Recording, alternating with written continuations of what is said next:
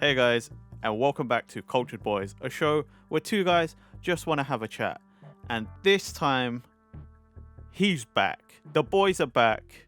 How you doing, Peps? Hey, it's me. I'm good, bro. I'm good. Yes, it's been a while. It's been like a month or so It since has. we've recorded. Yeah, bro. I'm good. I'm good. It's been a while. But yeah, first of all, before we get into anything, I just want to thank Sam Wildebeest Plays for subbing in for me while I've been away. Yeah, I've listened to your records and it's been really good. I've enjoyed them. It's weird listening to Cultured Boys when it's not me, but yeah, you guys just did such a good job. Thank you for that. Oh, I appreciate that. I'm sure one day I'll get to experience what that's like, listening to a show that I'm technically part of, but not actually on. Yeah, it's funny. Like it's interesting because obviously I don't know what's coming. So I'm just there like, oh, okay, this is their opinion. I remember like listening to the Rurouni Kenshin episode when I was back and when I was out in the US. For anyone that doesn't know, I've been in the US for the past month or so, or like 3 weeks. A bit of a delayed. I was only supposed to be there for 2, but we'll get into that later, I guess. Yeah. But I yeah, guess I never technically mentioned that. I just always said you was away, and that was it. yeah, but yeah, I was listening to the Rurouni Kenshin episode when I was out there, and I was like, I knew you guys would like it. Hey, it was in there. Yeah. Don't get big headed, boy. You were like, right, yeah, I bet Pepe's gonna get big headed about this, and I was like, I was sitting there by myself in the room, like, damn right, I'm big headed about this. I've been telling you guys since 2015 that this film's really good. And y'all never listen. Oh, mate, what, you that like one sketch from Family Guy, you know, the guy who makes the tumbleweeds? Y'all laughed at me. Literally. Do you want to talk about what this episode's going to be about, Nathan? I'll let you talk about it a little bit. This is just a catch up. This is like the one unplanned episode, really, because like Pepe said, he's been gone for like a month. We haven't recorded together in ages. To be fair, we haven't even spoken in person since I came back, and like pretty much. So this is actually going to be, you're just listening to a catch up between the two of us. You're like a fly on the wall on our friendship. Nothing planned. Let's just go for it. Let's have a chat. It's always. I mean, like, this is probably the closest to like a regular podcast that we'll ever get. You know, because like some other ones is they just talk. You know, like, so life, this and that. Like, this is it. This is the Cultured Boys becoming like a normal podcast. It's probably the one insight you probably get into our lives a little bit as well, of like what's going on. We won't divulge too much because I don't know. But like, yeah, this is basically the Cultured Boy. You're seeing the Cultured Boys unscripted in a way. Not that we're scripted anyway. Oh yeah. Oh god, don't open that can of worms. Fucking hell. But yeah, God. So for anyone that doesn't know, I just mentioned a moment ago, I was away in the US of A for since the start of June. And I was only supposed to be there for 2 weeks. And then I guess who lost his passport? God, I don't even know how you did that. Oh, I'll tell you what it is. Because basically the first week I was staying in Orlando. And then the second week we were scheduled to go to Ohio and Cincinnati. And when we went on the transfer play, I literally it was 2 a.m. when we landed in Cincinnati on the second week. And I was just like, I want to check that I have everything. Like, I don't know if you remember this, Nathan. We went to New York ages ago, like 10 years ago, right? And I lost my iPod in the back of a airplane seat. I don't know if you remember that at all. Oh yeah, you did. I didn't, and ever since that happened, I never got it back. And ever since that happened, I've always made it a point when the flight touches down, I always look in the airplane pocket, even if I haven't used it, to make sure that I haven't put anything in there. And we touched down in Cincinnati. I was like, "Yep, pocket. The pocket's all good. It's fine." I like check my stuff like in my pocket, my regular pockets, like my bag, everything's in there, and I'm like, "It's fine. I've got everything. I'm good to get off the flight." And then, as I said, it's 2 a.m. And we get an Uber like for the four of us, and I'm absolutely knackered. We've been like moving around all day, and I made sure that when I left the airport, I had my passport on me because obviously the passport's the most like important thing. Yeah, that's the most And important I document you'll felt ever it need. in my pocket. The passport was in my pocket. I was like, it's there. Cool. I'm in the Uber. Let's go. And when we arrived at my friend's house, we like I literally like I knew my passport was in my pocket. I was like, it's all fine. It's all good. I don't need to check it again. It's all good. Got out of the Uber. Literally went straight to sleep. Absolutely knackered. Fine. And I was so sure that my passport was in my jacket pocket. And comes to the day when we're supposed to leave Cincinnati. I've got everything packed. I've got my coat ready to go. I'm like, right, I'm good to go. Let's go. Put my jacket on. Passport's not in there. And I'm like, oh, fuck's sake. I put it somewhere else, haven't I? I must turn the whole room upside down. It's nowhere to be found. I'm like, God damn it. What the hell's happened to it? Like my mate Dan, he checked his stuff. And he he would never have had my passport. He checked it anyway, and we're literally looking around the whole house. It's not there. And at this point, I'm like, I don't know where I've lost it, but apparently I've lost it. So like, my mate, other mate Drew, he's trying to contact trying to contact the Ubers, see if it fell out there. But I was so sure that it wouldn't have been the Uber because, like, it's been a week, right? If I lost my passport in the Uber, surely the Uber guy's gonna be like, hey, there's this lost passport. Maybe I should try and find the owner or something. Or, hey, this is the last passenger I picked up. See if it's theirs. And not heard nothing of that, right? And so, like, I was like assuming, yeah, it's not going to be in Uber. It's fine. I cancelled my passport, ordered an emergency one. And when, like, here's a bit of info for you guys that if you ever lose your passport, once you cancel your, once you order an emergency passport, it cancels out your regular one. So I'm like, I've ordered my emergency passport. I need to get home. Hopefully it arrives soon. That's all it is. My mate Dan, again from England, he flew away. I'm just left at my mate's place. Luckily, she's like my mate Elise. She kept me up for like the whole week that I was there. So I'm really grateful to her. But the most annoying thing is, right, get a call 5:00 on the same day I lost my passport. It's the Uber driver. He's got it. And I'm like, for God's sake, could you have not have mentioned this about 5 hours earlier when we actually tried to call you? And here's the thing, it's my fault. It's completely my fault. I should have checked for the passport before, like, actually leaving on the day. But it is what it is, and yeah, a bit in the UK later than planned, but that's my story. Other than that, I've had a wonderful time in Orlando and Cincinnati. It's my first time going to Cincinnati. Orlando was lovely. But yeah, that's where I've been.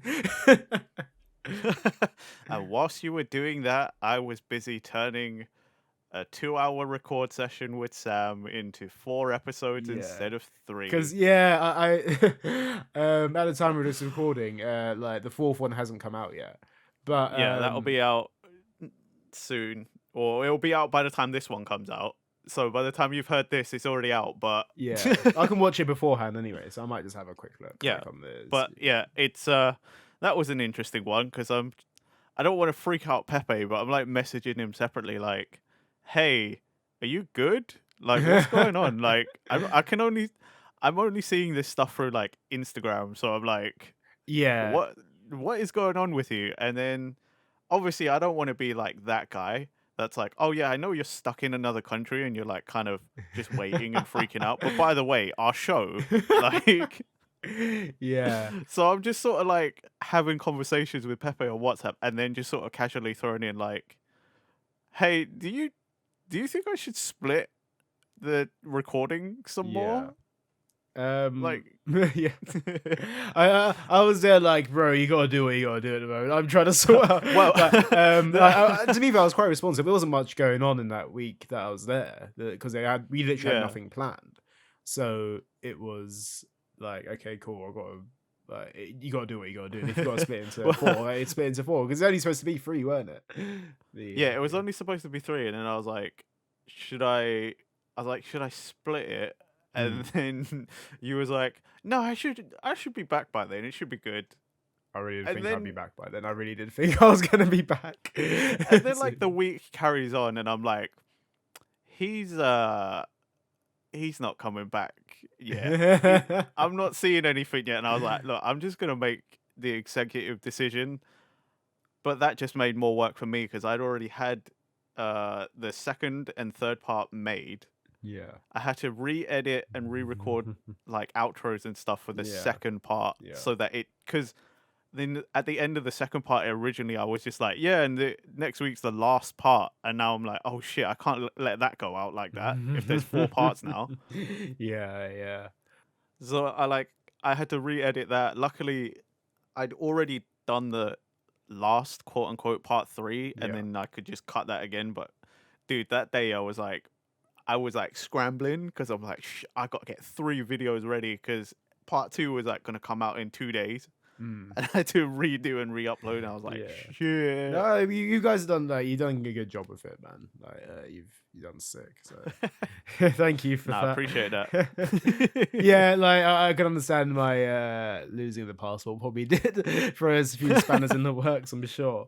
Hey, I mean, in the long scheme of things, I had the easy part. Like, I'm not the one stuck in the other country, like sitting there waiting. Like, I mean that's it as well. Like it's just like the waiting around, like which is the thing. Because like when you expect to go home, you're like, oh okay, I'm ready. I was literally ready to go home, and I was like, okay, no, I have to like basically not unpack, but I'm living out of a suitcase right now, waiting for this document to arrive. Yeah, pretty much. And yeah, so I generally thought I'd be back earlier. I did think I'd be back like on a Wednesday or something, and then I'll be like, okay, cool, I'll just stay around London for a bit, and then I remember being like, the first time I messaged you about it, I think it was just after you was like, oh shit, I ain't got my passport. And you were like, yeah, I should receive the document. It's like it was supposed to arrive already, but like it'll probably get here by like Tuesday, and I'll be back by like Thursday, and it'll be fine. I really did hope. And then I was like, I remember checking. The thing was like, I was so concerned for you, even though there's nothing we could do, right? Yeah. There's nothing I could do from this end to help you, really. And I just remember checking Instagram every day to be like, what's the situation? Because I also didn't want to message you constantly because I'm like, that doesn't help. No, like that's not going to help at all. Yeah. But yeah, I just remember like every day I'm checking your Instagram stories because I'm like, did he get home? And then like you sort of like went radio silent for the last few days, and I was like, did it happen? Is he back? Yeah, like because okay, here's the lowdown of it. So I was supposed to leave on the Thursday, or leave Cincinnati on the Thursday. That's the day I lost my passport. So I ordered one, and then on the Friday at 6 o'clock in the morning, I get an email saying, oh, your passport's ready. It's going to be shipped to you. And I was like, that's great, because otherwise I would have had to go to Chicago and like go to the British Embassy. And they even open on weekends. So I would have been waiting around for a lot longer. So I'd never been to Chicago before. I have no accommodation there. I would have to pay for that. It's just going to be like such an ag. So I got it shipped to my friend's place instead. And then I got the email on Friday, like, oh, it's coming your way. And I was like, sick. They've sent it. I'm going to hopefully get it by Monday, and then I'll be out of it. Turns out the passport was ready to collect on the Friday. They didn't ship it till the Monday. It's coming from Spain. It's not within the US. I thought it would be coming from the British consulate, but it's not. It's coming from Spain. And I was like, this is on the Monday. I was like, why is it coming from Spain of all places? Honestly have no clue. Maybe like the UK outsourced this sort of thing. Okay. But like that was the thing. And then I was like, okay, so if it's coming from Spain, it's only just left on Monday. I'm literally not going to get this until Thursday. And I was literally hoping it'd be so early on the Thursday. It was DHL that's delivering it. So I was hoping like, okay, it gets here like Thursday. If it's early Thursday, I can get a flight out of here, and I can like hopefully make it back for the Friday at least, because I was supposed to be seeing Hella Megatour, the Green Day Fall Out Boy Weezer thing. I was like, that's the main thing. And that was supposed to be in 2019, 2020. I ordered those tickets ages ago, and I was like, that's fine. Okay, I'll go see this. It's going to be awesome. I've been waiting 3 years to see that freaking concert. I'd missed it. I didn't come back till the Saturday, so the day after Hella Megatour happened. I was absolutely gutted.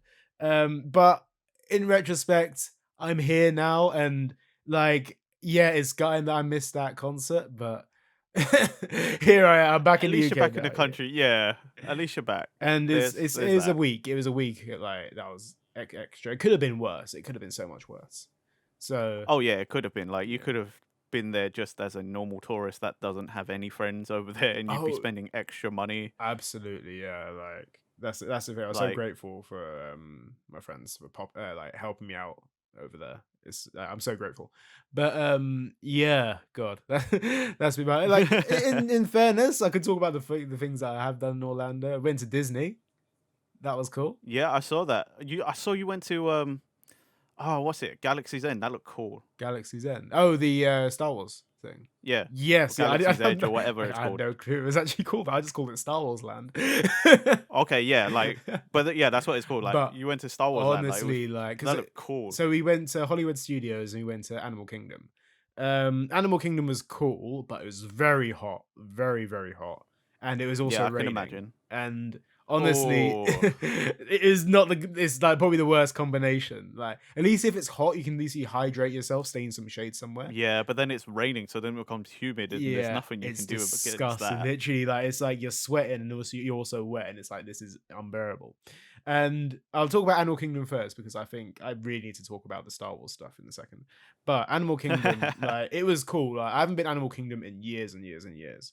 Um, and they have a whole bunch of rides. Like what you can expect from Animal Kingdom. Everest. It's a roller coaster ride. Have you heard of it or seen it? No. So the ride called Everest is like it's like you're going up a mountain and there's a Yeti there and it's a roller coaster. So you end up going upwards and then you go back like backwards, going downwards. It's Okay. really fun roller coaster. I think we did it like 2 times, 3 times, I think on the day. So like and we literally went at the end of the day as well. I think we went midday and then we went twice at the end of the day. And it was so freaking cool. Like it was so cool. One of the best rides that day. But out of the whole holiday, actually, before I get onto this, I'm going to talk about the worst experience. You know what it's like in theme parks, right? You know what it's like in theme parks. You expect to queue for ages, and you're like, you got to mentally prepare for it. And I like it's so cool when you get to go on the rides, but the queuing just takes forever, and it feels like forever. Yeah, that drags. And I'll tell you my worst queuing experience. It was for the rapids. The river rapids. That's weird. And you think, oh, the rapids, they're gonna be quick, right? They're gonna not many people go be queuing for the rapids.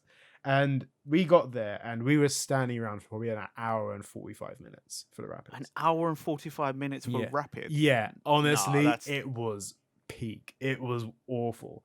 And that is ridiculous. And this is when it was started, like the heat was so like bearing down on us and it was absolutely pissing it down. So I'm wet. Yay. I'm soaked before I even get to the rapids. and there's nowhere to sit. And like with other rides, right? Like because I went on the Avatar ride as well, which is phenomenal. That was a great ride. Pandora, not the weird river cruise thing. Like that is a really good ride. I recommend going on Pandora. That was cool. And at least there you had stuff to look at because it looks like you're going through like a base. Well, yeah, you're going Avatar. Yeah. Actually, there's stuff to look at. And you see like there's like this fake what are they called? Navi. They're called Navi, aren't they? That's what the people are. Yeah, and there's like a fake one, like big blue aliens in a chamber, like sleeping and stuff, and you get to look at that, and you get to see all the weird sciencey stuff. It's really cool.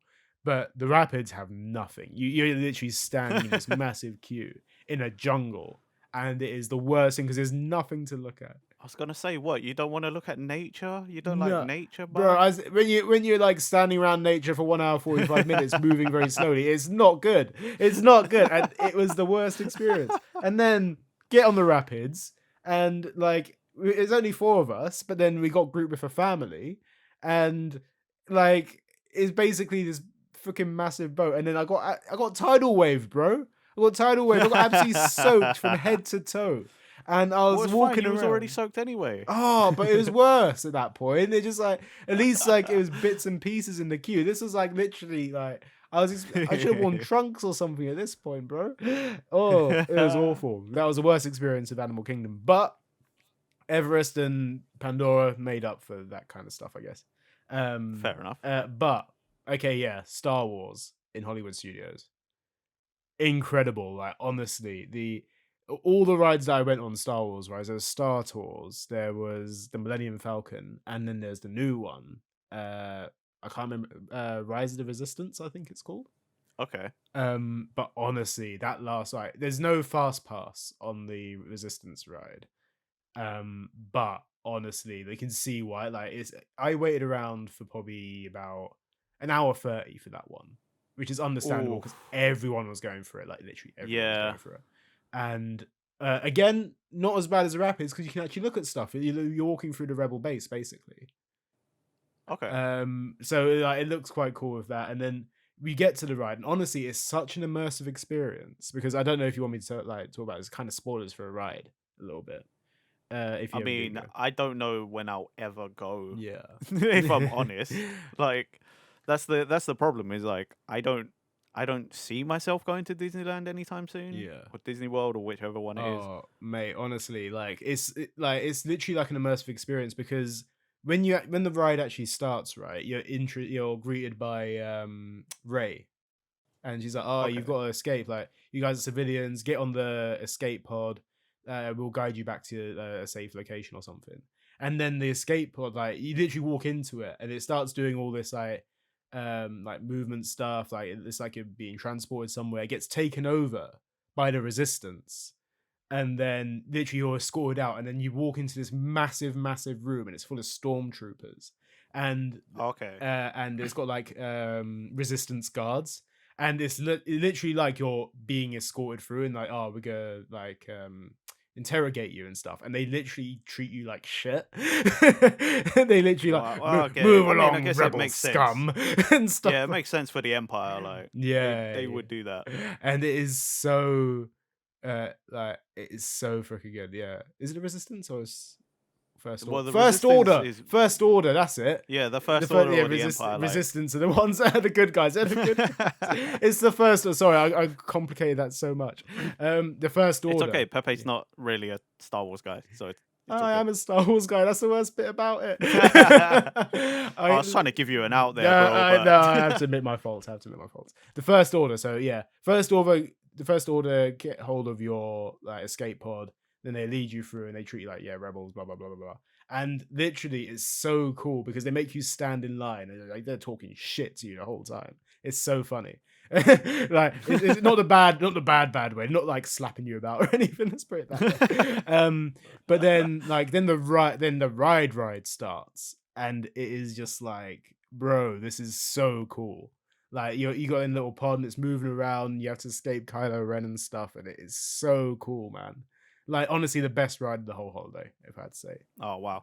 That sounds awesome. Like, I just remember seeing, like, on your Instagram story that you were there, and I was like, no way. Yeah. Oh, man, that's so cool. I want to go so bad. Did you, like, spend stupid amounts of money eating any of the food or having any of the themed drinks there or anything? I did have a themed drink. I had the blue milk. So I had, like Luke Skywalker's got his plays. Yeah. So it's basically like I ordered the alcoholic version, so it's $14, which isn't horrendous for a kind of cocktail, but it is like it's pricey. For a small drink as well, which is probably the size of like I don't know. The best way to describe it is like a cup. Like, you just get a cup of blue milk. And I think I've seen pictures. Like, it does look quite small. Yeah, it for $14. Yeah, arguably it is a little bit, but it's nice. I had the blue milk. It was cool. Like, I think there was yellow milk as well. I think the blue milk had vodka in it. I think the yellow one had tequila. I think. Okay. Or I think they call it green, but it's clearly yellow. That was good. I didn't have any of the food. I don't think. I'm trying to think, did I eat anything? I don't actually remember eating anything. Oh wait, no, I had. Fair enough. I had something Animal Kingdom, which was like some chips or stuff, like some lamb and chips. Oh, exotic chips! Like, chips is in like it's American potato chips as well, so it's like potato chips and a shawarma. I think it was like I can't remember what I had for lunch on the thingy though in Hollywood Studios. So, yeah. But no, that was so cool. I'd recommend that. I mean, it's on my list of like sort of like theme parks I'd like to go to, but you know, when you look at a list of theme park things, you're like, when am I actually gonna go? I have no idea. Yeah, it's if you ever make time for it or whatever. Like, I doubt they'll get rid of the Resistance ride, Rise of the Resistance. I can't remember what it's called. I've been there, and I was like, Star Wars, yay! And then I forgot the name of the fucking First Order for about 15 minutes while I'm describing the fucking ride. God damn it! It's People alright. in the comments like, It's you alright. freaking scrub. I mean, they would be. Yeah, it would be. Yeah. I apologize. But yeah, how about you, mate? What have you been up to? I've been going on about America for the past like 20 minutes. I've honestly nothing much really. It was a lot of just logistics of getting the episodes together. Yeah. I literally 2 of the weeks you were gone, I spent just editing. Yeah. That was it. Like, just fair. putting together the 4 episodes. I think if you add up all the actual hours, it probably took me like 4 or 5 days. Yeah. But I spread it over like a week and a half, 2 weeks. Yeah. I mean, you're splitting stuff into the separate episodes, isn't it? So, yeah. Yeah, I mean, it was just that really, and then playing video games. Really. What have you been playing? I mean, more recently, I've been playing a crap ton of Fire Emblem Heroes. Oh, 3 yeah. Hopes. I have just been pouring all my time into that. Yeah. And the story mode is like long. Like, I messaged Pepe and Sam yesterday. I just finished the Blue Lines route. Yeah. But that took me like 40-ish hours. Really? Yeah, and this is a fucking Warriors game. I was about to say, yeah, because I'm pretty sure Fire Emblem Warriors, the first one, the campaign was only about 20 hours. Yeah, like, and that's just this is one playthrough. I started my Jesus Black Eagles playthrough, and I've got the Golden Deer, but I'm like, dude, this game's literally going to take me like a month to finish at this rate. That's great value for a Warriors game, though. That's really I know, right? And like Pepe can attest. I normally, if I get a new game and I'm into it, I will blitz through that, and I'll probably finish within like 3 or 4 days. But this is like genuinely taken me about a week just to do one playthrough. Would you say it's worth getting then? I think you would like it. Yeah. Have you finished at least one playthrough? Like, yeah, I finished I did the silver one. Yeah, not the silver. Sorry, like when you choose the Black Eagles and you get 2 routes. Oh, right. You choose to stay with Edelgard, or you choose to. Okay, well, I would recommend it to you then. I wouldn't recommend it to anyone who hasn't. Done at least one playthrough of 3 Houses. Yeah. Because it's sort of like an alternate timeline kind of story. So like a lot of things and a lot of the characters play out, but like in a slightly different way. Because Byleth's the villain in this one, right? Yeah. So that's why it's different, because you're playing as a different character and Byleth is the villain. So things don't quite play out the exact same, but a lot of the characters and a lot of the themes are similar. Yeah. So like if you haven't finished a playthrough of 3 Houses, you're probably going to get spoilers, because it's like, who's that? Why is that happening? Who is this? What is going on? Okay. And if you already sort of know, then it's not as big a surprise. Yeah. See, I need to finish my playthrough of Blue Lions on 3 Houses. And I still need to do Golden Deer as well. See, the thing is, like, I think at least in 3 Hopes, the story basically pretty much plays out very similarly. Yeah. Anyway, it's just you see the different perspectives. Okay. Because I did Blue Lions first, so I like saw how the story plays out from their perspective, and now on Black Eagles, it's pretty much the same, except now I'm just a Black Eagles, and I sort of see what they're doing whilst other characters were doing other stuff. Okay. So, but it is one of those, definitely, if you care about story, I would probably do 3 Houses before I do 3 Hopes. Only because, again, there's some characters and stuff in there. Then there's some plot lines that are like you would have already seen if you've done at least one playthrough of 3 Houses. So you're fine. But anyone else who hasn't, I'm like, avoid that for now. Okay, cool. I need to actually get into it, because I think I did really enjoy 3 Houses. Like, it took me a while to actually finish it, but I did enjoy it. No, yeah, it's a really good like skin, I guess, because Yeah. like that's all these warrior games are, isn't it? Like the themed ones are just like Warriors games with the skin. So it is still just like the first Warriors game. They have all those mechanics back, and they worked fine. They're great. It's just that now that this has got the three houses skin on it, I think it's more interesting because it's got an actual story or a better story. Because the first one, I don't even remember what that story was. It was a weird one where like there was some merged universes, and then like I don't know, stuff crossed over. Yeah, see, like that's what I'm saying. Like I wouldn't remember that because it's so generic, right? Yeah, it But was like a very generic one. at least in Three Hopes, it's like it's the story of three houses, and it's like the things you know from that game, plus a couple of extra bits because you're a new character. Mm-hmm. And they've like the only thing that confused me was because I didn't get the DLC for the Ashen Wolves. Yeah, you know, the 4 extra characters. When they popped up in the game, I was like, "Who the fuck is that?" I don't even know who that is. Yeah. I had to Google it, but after that, I was like, "Oh, okay, it's all good." Okay, fair. But yeah, no, I've been enjoying that. Also, there's just been like a bunch of announcements and stuff. Of course, yeah, all over the place because it's like announcement season, isn't it? Like video games, animes, and stuff. Like fuck, it's been mad. Like I don't know if I messaged you about it. Did you see that apparently Hitman Reborn's getting a new anime?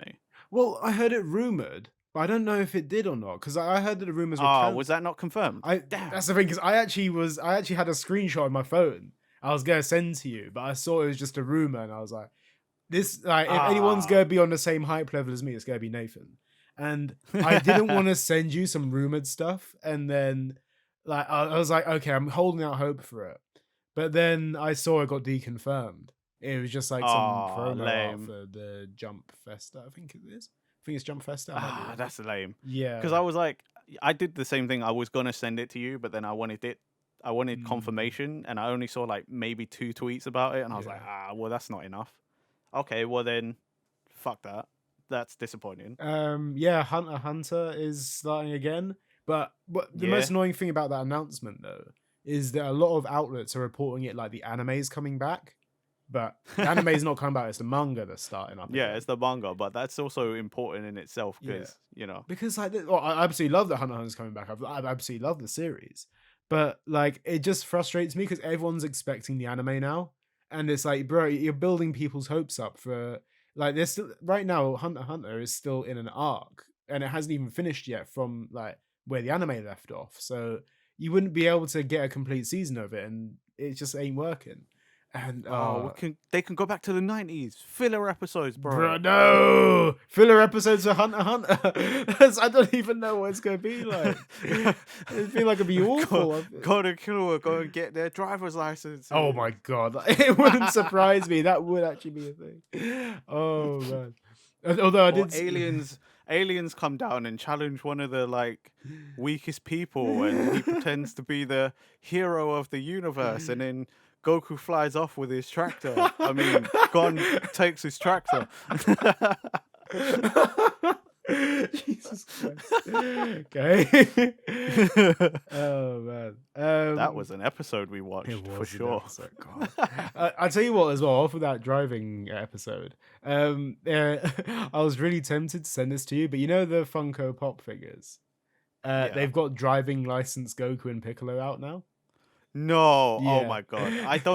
I don't fully enjoy Funkos anymore, but like that might be enough to get me back. Yeah. I was really tempted to say because they got like other ones. They got like Badman Vegeta in there. They got like a dancing Vegeta, like all sorts. But I think I don't know if it's both Goku and Piccolo, but I'm sure one of them's out. It might be just Goku. I can't remember.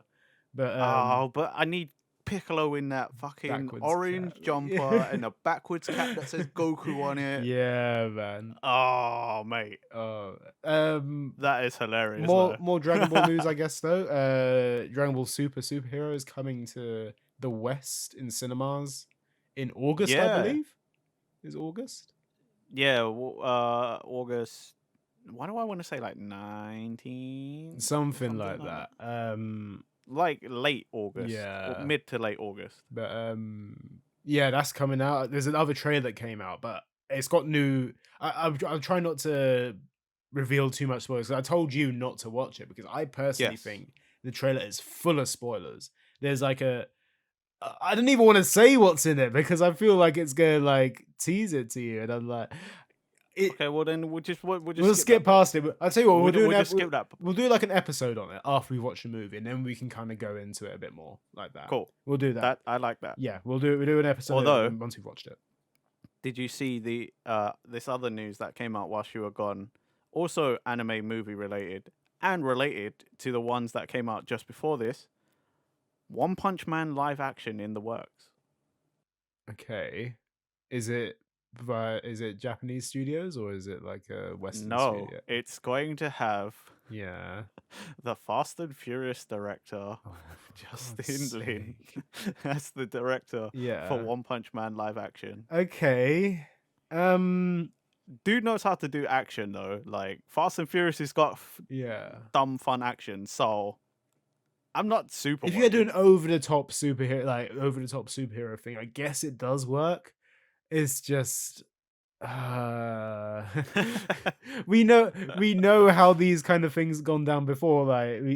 We've seen Draggable Evolution, we've seen Avatar: Last Airbender and stuff like that, and they're not great. We've seen Death Note. Come on, man. Yeah, I know, but here's hoping. Yeah. Right. Because that's the thing. It's always hope, right? You just got to always hope that it's not going to be terrible.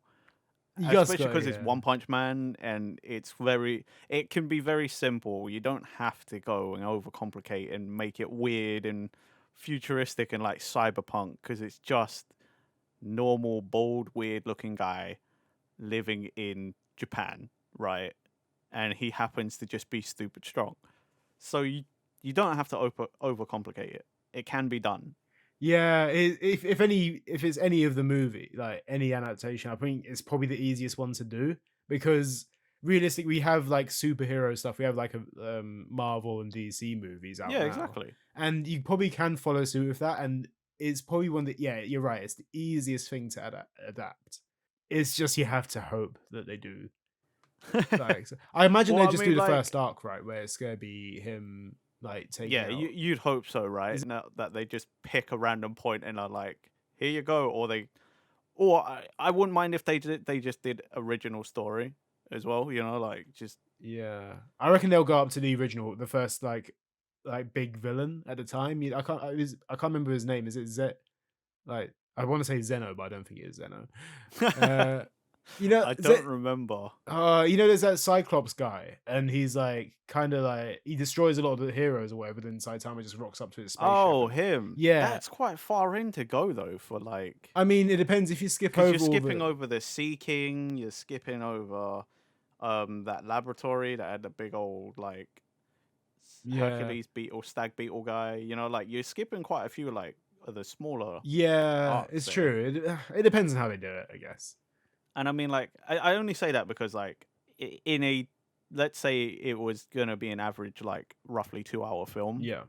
Like, to go all the way to the first actual big bad, which I actually would argue was the Sea King, is, like, if you go to that fucking, I don't even remember. I think his name was Boris or something. I just want to, I think that's actually right. I think his name is Boris. But, like, like, to go to that guy in a 2-hour film, you're basically turning everything else just becomes a montage. Yeah. I mean, there's also like character introductions you have to do in that whole thing. There's a lot of stuff you have to cover off regardless. Yeah, like, so I don't think it'd go that far. Not in a 2-hour film, unless they were planning a sequel, but it seems a bit dumb to plan a sequel. Well, to be fair, I was looking at was Draggable Evolution stuff recently, because that came out like over 10 years ago, and I think it was the reason why I started looking into it is because Moist Critical did a video on it, like about how it's like one of the worst movies ever, and he's right, it is. I think we don't need any like certification on again that. I never seen it. It's in the other episodes. I haven't seen it. I don't want to see it, but I know enough that I don't need to see it. But like that was planned to have what was it, like 7 sequels or something like that. Oh my god! Because they wanted to cover so much. Because the next one would have been the Saiyans arriving, and it would have been Vegeta, Nappa, and then obviously after that it would have been Frieza. Then there's obviously like Android, Cell. Like there's so much to cover off. 7 movies. They expect. Imagine that 7 god awful movies. Like, and how would you even cover that off though? Like, especially like. Oh, there's so much. But also, like, to cut all of that into 7 films, I feel like they just said 7 because, it's 7 Dragon Balls, literally, I think so 7 films. Yeah. Like, someone definitely thought they were being real smart there. Oh, I think it is just, it's so bad. I was looking into, like, what was it? The production staff talking about it afterwards. I think the writer was like, "Yeah, I feel ashamed about writing about." Oh yeah, like that guy's apologized so many times. Oh man! Then I mean, rightfully so. The guy that played Piccolo was like, "Yep, I want to like erase that from history." Yeah. Sam was telling me in the recordings, like that guy who played Piccolo was like, "Yeah, I knew it was going to be bad the first day I got on set." Oh wow, yeah, it's just like. You only say that stuff when you truly acknowledge and know that, like, and you mean that, like, come on. Oh god, it's just awful. But yeah, that's that. Anyway, that's some Dragon Ball news. Also we Direct Mini came out as well. Yeah. Oh dude, there was so much in that. Oh my god, I was so happy with that. Yeah, because like, everyone was like, "Oh my god, it's not a full Nintendo Direct; it's gonna suck or whatever." Like, because it's around E3 time, so everyone was. I thought that too, but when you start off with Mega Man Battle Network Collection, right? I don't care anymore. I'm done. The hype is there. I understand why the hype is there. There's so much with this Direct. It's so cool. Like, I mean, like they started and ended super strong for me. Yeah, because it's start with Mega Man. My favorite version of Mega Man, end with Persona 3 Portable, 4 Golden, 5 Royal coming to Switch. Yeah, like, incredible. Like honestly, like I think I said this to you before in like one of our really first episodes. The only reason why I haven't finished 5 is because it's not portable, and now I have no excuse. And it's Royal, so it's slightly different. It's because you're a spoiled handheld bitch. Literally, I'm not going to deny that at all. But yeah, I'll tell you what though, there was one surprise announcement in there.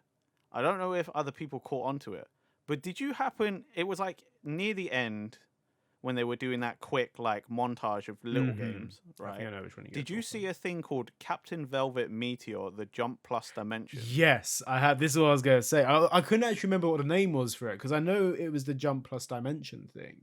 See. This is why we do this show, right? Yeah. It's because we're on the same wavelength. I saw that.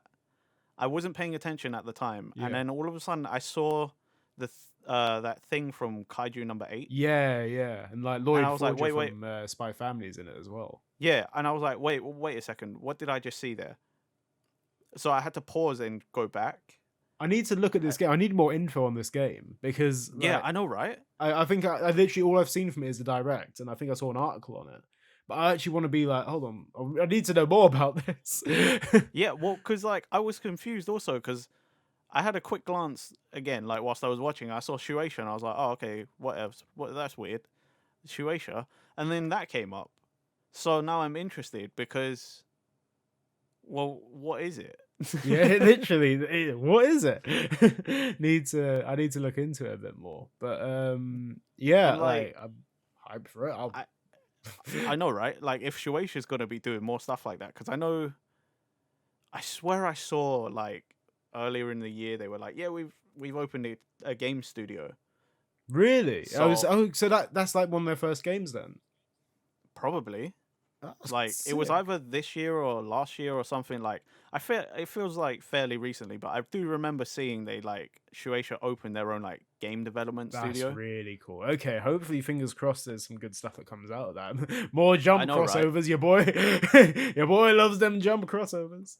Yeah, well, it's not just the thought of that. Like, if Shueisha has their own like development studio, the thought being that you might be able to get more like interesting anime games. Yeah. Because I don't know if we've ever said it on recording, but like I'm tired of these fucking anime games coming out and all being 3D arena fighters. Yes, I completely agree with you. I want variety with these things. Like, yeah, like this thing looked like it might have been like a strategy game, yeah. maybe.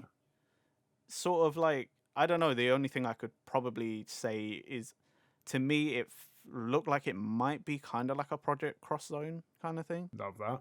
But like, I'm down for it because anime games are like cookie cutter right now, and it really kind of pisses me off if it's not a visual novel, then it's a fucking arena fighter. And it's all like developed by Bandai Namco as well, because nothing against Bandai Namco, or like it's published by them even. But like it always feels like it's the same font on it, and it's always the same menu. Yeah. Like the same UI. And it just feels. That's what I'm saying. It's cookie cutter, isn't it? It's like derivative. That's the problem that I had with like the Kimetsu no Yaiba game, is that it just felt like a Naruto game with a Kimetsu no Yaiba skin. And I was just like, it just feels like I've played these games like literally 10 years ago, like more than 10 years ago. Like, I don't, just because it's got a skin on it with less characters doesn't mean I'm going to be like, oh my God, I love it. Like, I've played these games like so many times before. I just need, you're right, I need something different. We've been playing them for like a decade. I actually want more franchises to do like a Dragon Ball Kakarot. Yeah. Like, more of an RPG thing. I think we need to go back to that because a lot of animes could lend to it. I know I've told Pepe and Sam before of my idea of like a My Hero RPG game. Yeah. But thinking about it, like Kimetsu no Yaiba is the same kind of thing. I probably have done a quick like game idea pitch before to Pepe, like outside of recording. But like these kind of franchises, you could easily do it. Like for MHA, you could just be a new student, right? Character creator, you pick from a basic power set or whatever, like those are set. But then you just join class 1A or you're part of 1B or something, and you just happen to be involved in the world whilst building your powers, going on missions, doing classes, building your skills. There's your RPG element. There's the game, right? It doesn't have to be open world. You can have little like sandbox worlds, and you can still have that like fighting element. If anything works more with that created character kind of thing, it's My Hero. My Hero works probably the best for that, just because there's so many people in that world that have quirks. Like it's like I'm going to compare it here to Jump Force's create a character thing, because it was literally like, hey, here's this random dude who's got like something to do here. Like we don't know where he's came from. Oh, he's a normal person. It just kind of sucks, and it was like, okay, it just feels like everything's being pulled everywhere. But My Hero is literally the best one to do that, I think. Yeah, and like if you could do it with My Hero in the exact same thing, because it's also like superheroes, but it's not like super fantastical powers. You could do the same for like a One Punch Man game. Yeah. That's also like RPG elements. Yeah. An action RPG. You're just a person who wants to be a hero. Right. You pass the test, you become a C rank hero. You work your way up. Like using the world of One Punch Man to actually develop a story rather than being like, hey, it's Saitama. Like obviously. Yeah, exactly. Or instead of being like, hi, you're Genos or one of the characters, you could just be your own character, create them, and then have a basic skill set. Like, maybe you just a melee fighter and then you learn skills from the existing characters. Or I don't know, a Black Clover game that's like 3 houses, because there's so many different houses. Yeah, lighthouses. Imagine that. That's like fucking mad. That's what I'm saying. Like, at least it wasn't a great game, right? I never owned it. You do, right? But at least the Black Clover game was different. Yes, it was. It was like a weird. I haven't even played it. I bought it for £4 on PSN, and then it was like... yeah, but like at least it was different, right? Yeah. Out of all the games that have come out so far in the last decade or so, I'm like Kakarot. It's a lot of Dragon Ball games, funny enough, and then Black Clover. Yeah, there's One Piece. Oh yeah, World Seeker. World Seeker, but Odyssey looks really good. I like the look of Odyssey. World Seeker was okay. I finished that this year. Yeah. Just because I was bored. Yeah. I heard it was like a bang average game anyway, so... Oh yeah, super average. I think the thing that put me off it, even though I'm a massive One Piece fan, like, it's the fact that you couldn't play as all the characters. Like, you can only play as Luffy, and then you have to purchase DLC to play as Zoro, Law, and Sabo. And I would never give that game more money. yeah, and it's still like 4 characters out of you have a whole crew of characters. Why can't you just play as them? And yeah, see, but like you said, like that's why Odyssey's interesting. yeah, It's because it does look like it has that RPG element, and it also looks like you know, like you're gonna build the team, you'll have the characters. It's still early days. We don't know much more than that. But I mean, Oda's written the story as well, so hopefully it's like yeah, but I mean, Oda technically wrote the story for World Seeker as well, but World Seeker was average as fuck. Fair enough. That's the thing. I guess it's a selling point, isn't it? That, the original writer wrote stuff for this, and then it's like, oh, okay. Yeah, but that's like what Dragon Ball's done. Like every time they want it to definitely sell, so you don't bitch and moan about it, they say Toriyama's done it. Even if it's just like, oh, he just had a quick look. You know for sure. They're like, Toriyama. It's the same with One Piece as well, because like, yeah, if it's slap out a new film, Oda's written it. Or overseen by Oda. Like, it's like... yeah, exactly. You put the creator's name on it, and you're like, oh, there's the credibility. Yeah. Cool. I mean, Film Red does look interesting, though. I don't know the ins and outs of it, but One Piece Film Red looks quite interesting. Yeah, it looked interesting. I mean... Especially since One Piece is coming like to its final arc.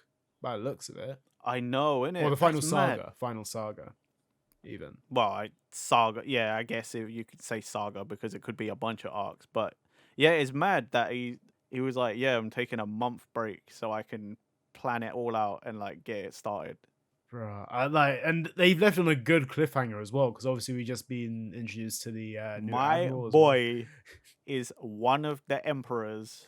Yeah, Buggy the Clown, boy. I don't care about Luffy. I don't care about Shanks. I don't care about Teach. Buggy the Clown, boy. He's up there. Oh, I forgot how much of a fucking Buggy fan you are. Oh god. Okay, yeah. I mean, yeah, it's a massive troll. I love it. Because like everyone was like speculating, but there's 4 emperors. Like, what if Luffy isn't considered to be an emperor? What if it's Law, or what if it's Kid, or whatever? Because they've all beaten the thing. They all got the same bounty, but obviously Luffy got made emperor. Yeah, it's Joy Buggy, Boy, of all places, of all people. Hey, Buggy's grinding, yeah. He's been putting in that work, schmoozing with people in the background. That's how he's been up there. He was a warlord, now he's an emperor. Like, he literally just went. He got lucky. He's the luckiest fucking guy ever.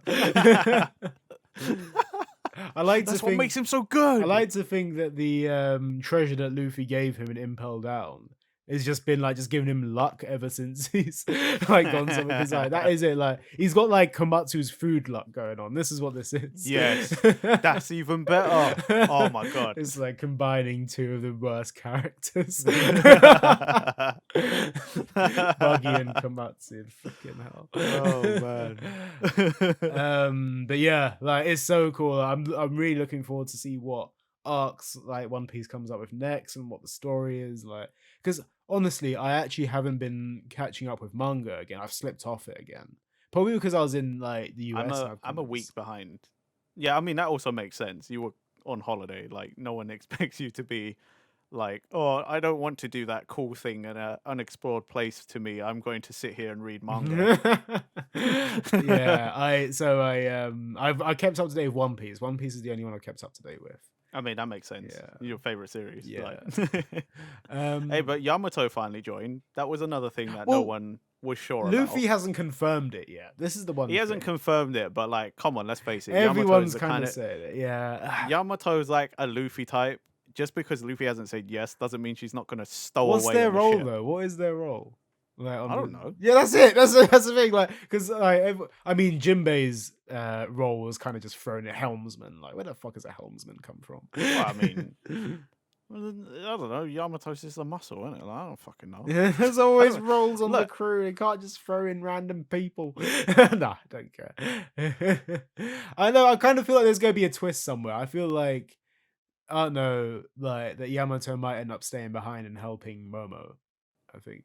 I don't know though, because Yamato seems like really adamant that she's joining, and again, Yamato, I get the feeling Yamato is like a Luffy type. It doesn't matter what you say; they're just gonna do right. So they're just gonna stow away on the ship and join them anyway. Yeah, I guess that or she'll find a way. They know like, Ace I as don't well, so know. it kind of helps a bit. So who knows? Plus, I mean, it's kind of cool, like the son, quote unquote, of Kaido joining the Straw Hats. It is a big deal. Yeah. Okay. I can. Again, I'm not against it. I'm not against the whole thing. No, I mean, like, we have to make that clear. Like, Pepe was never against it. No. It's just, he's more passionate about One Piece. I'm just like, I always give it like, unless it's confirmed in the manga, like Luffy said, yeah, they obviously want to join the crew, and it's like, as if Luffy says yeah, then it's like, okay, cool, yeah, Yamato's in the crew, I don't care. But like, I just don't want people to get their hopes up just in case it doesn't happen. That's the thing. Like, because then everyone starts bitching, like, oh, but misled us. Yeah, mate, never. I mean, if Yamato doesn't actually join the crew, yeah, then you just be part of the fleet or the armada, whatever it is. Like when they, it's gonna be the fleet. Yeah. When they all like traded the cups, and then it was like, yeah, we're the Straw Hat fleet or whatever the fuck it was called. In the end. It's like that's pretty much it. But yeah. God, is there anything else that? Oh yeah, I saw it like yesterday, I think. Apparently, Tite Kubo has said like he's adding more fight scenes to the final arc for the anime, the new anime. Ooh, okay. The 1,000-Year Blood War, and now I'm like kind of interested to be like, okay, I might actually watch the last arc as an anime. Yeah, I reckon it probably will be better, like, because that's the thing with Bleach. It had like so many random fillers in because it was a continuous thing back then. And if he's adding more, because I reckon like he's not under a specific deadline now. And yeah. Well, I mean, like that, because that was always our excuse, isn't it? It felt kind of rushed, and it wasn't a lot of good conclusions here and there. Like there was just too much going on in too small of a time frame. So that's why I'm kind of interested. And the fact that he was like, yeah, I'm gonna add more fights, or I'm gonna add fights or something. I'm like, okay. Yeah, I reckon if anything, this is going to be a good return to form for Bleach. I think, like, because it did dip a little bit, and like in the end, the last arc was kind of a bit meh. But I feel like it's in the right hands right now, and I feel like there's so much hype behind it, and I think it probably can deliver. I think it might be worth watching. I just think it's funny, like a lot of these, like, what is it with this year that some of these series from like a decade plus ago are like, oh yeah, we're coming back. Well, have you seen finish off? Like, have you seen on Netflix? They've I don't know if you ever knew the series Bastard at all. Like, no, I never knew it, but I did see it on Netflix. It's a Jump series, basically. Is it? Yeah, and it's just literally arrived on Netflix, and I'm like, oh, okay. Like, and I think people that have seen it have really enjoyed it. It's like kind of like dark, like heavy metalish kind of anime, and it's like, okay, cool, I might give it a watch. It looks like it might be in the same vein as like a Castlevania kind of vibe. Interesting. Okay. Yeah. Also, I know, like, I'm continuing on right now. Saint Seiya is getting a live action. I don't know. I think I messaged you about this one. I think you did. I've never actually watched any Saint Seiya, but it's funny that I get associated as a Saint Seiya fan. Did you not see did you not watch the anime series? I say anime. It's like a free, like CG series on Netflix. Did you not watch it? I didn't in the end. I think I watched like 5 minutes of the first episode. It's actually quite good, like, considering I'm not a big fan of the CG stuff, but like it's actually alright for what it is. Like I quite like Saint Seiya. It's quite an interesting series. Saint Seiya is funny to me because it's one of those where I'm like, this is a really old series. Like, how is that somehow like stood the test of time? If you catch my drift, I think that like it's quite big in Latin America, from what I know. Is it? I think so. Yeah. I think the same is with City Hunter as well. Even though City Hunter kind of like dipped for a long time, it's really got like a little resurgence back like a couple years ago. Yeah, but City Hunter, I think, has always been a bit of a cult classic. Yeah, I think so. But yeah, Saint Seiya, I believe it's in Latin America. It's quite big. But fair, man. Right. Well, I think, should we end it there? Yeah, we should. There's a lot more we could talk about, but it's probably just going to get more sporadic and just it's just gonna unintelligible. Be but yeah, it's great catching up with you, Nathan. And well, Definitely I'm back. Bro. I'm back again. So yeah, thanks again for Sam filling in, but your boy Peps will be here for the foreseeable. Yeah. Right. Yeah, thank you for listening, guys. Remember to check us out on all podcast platforms, and also like, comment, subscribe here. And I guess we'll catch you next time. See you later. Bye. Bye.